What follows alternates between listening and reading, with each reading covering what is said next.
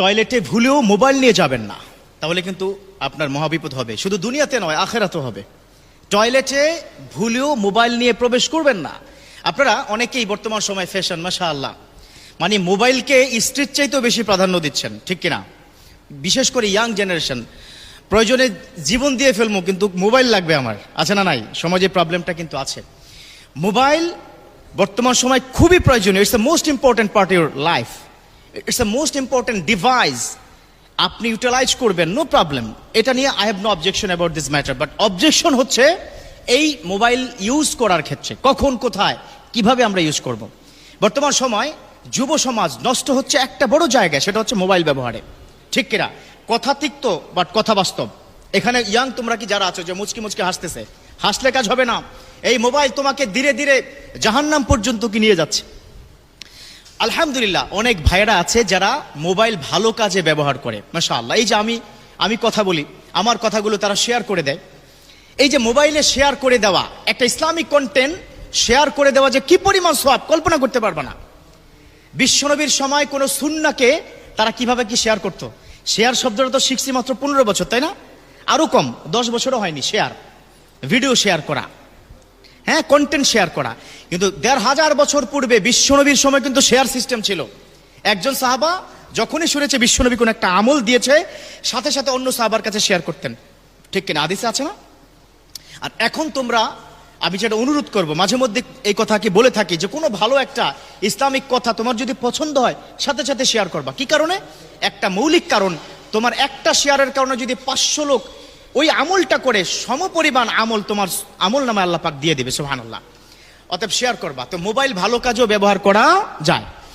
অনেক বন্ধুরা আছে যারা মোবাইলে প্রত্যেকদিন সকালবেলা কোরআন তেলাওয়াত শুনে। অনেকে আমাকে ফোনে বলে, হুজুর যদি কোরআন তেলাওয়াত দেখে পড়ি কি মোবাইলে সওয়াব হবে কিনা? আমি বলি 100% সওয়াব হবে।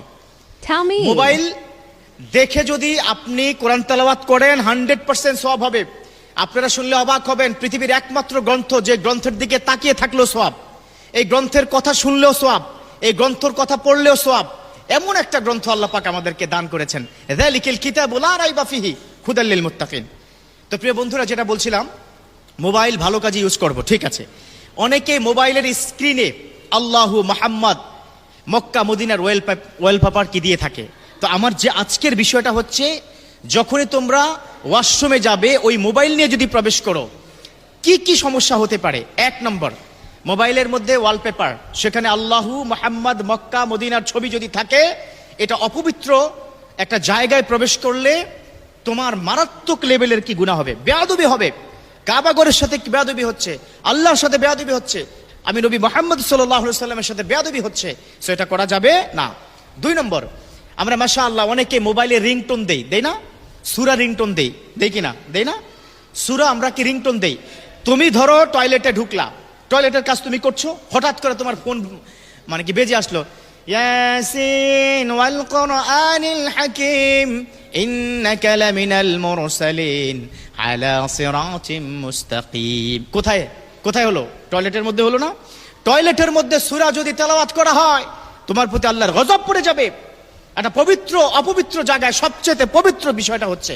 So be careful, listen to me, young generation, তোমাদেরকে বলছে, এই ছেলে তোমরা কি কথা বলো কেন? একটু মনোযোগ দিয়ে শোনো।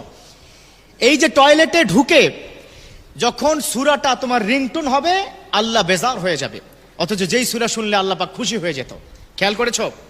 আচ্ছা, 3 নম্বর, তুমি টয়লেটে ঢুকলা, ফোন আসলো, এত জরুরি ফোন, না ধরে আর পারতেছো না, ওই পাশ থেকে তোমাকে আসসালামু আলাইকুম, তুমি এখান থেকে বললা ওয়া আলাইকুম আসসালাম, ওখান থেকে বললা আপনি কেমন আছেন, তুমি বললা আলহামদুলিল্লাহ ভালো আছে, আল্লাহর রহমতে খুব ভালো। তো এই যে আলহামদুলিল্লাহ সালাম আদান প্রদান টয়লেটে, এটা কি জায়েজ আছে? জায়েজ আছে বলুন? জায়েজ নেই। সো এই যে কাজগুলো আপনি করছেন খুবই ভালো, সালামের উত্তর দেওয়া ওয়াজিব। আলহামদুলিল্লাহ পড়লে গোটা বিশ্বের সব জায়গায় সওয়াবে পরিণত হয়ে যায়, এত ভালো কাজ। সূরার রিংটোন সওয়াব হবে আপনার। হ্যাঁ, ওয়ালপেপার আছে, আল্লাহর কথা বারবার ওয়ালপেপারের মধ্যে আপনি দেখছেন, ও ইয়াং বন্ধুরা, সওয়াব হবে। কিন্তু টয়লেটে ঢুকে এগুলো করা যাবে না। কারণ টয়লেটে ঢুকার পূর্বে বিশ্বনবী একটা দোয়া শিখিয়েছেন। দোয়া কি পারেন? পারো তোমরা? মাশাআল্লাহ, অনেকে পারে। আল্লাহুম্মা ইন্নী আউযু বিকা মিনাল খুবুসি ওয়াল খাবায়েস। টয়লেটের মধ্যে ঢুকবে, সেখানে বদজিন্নাত যা আছে শয়তান থেকে আল্লাহ হেফাজত রাখবেন, সেজন্য দোয়াটা পড়া।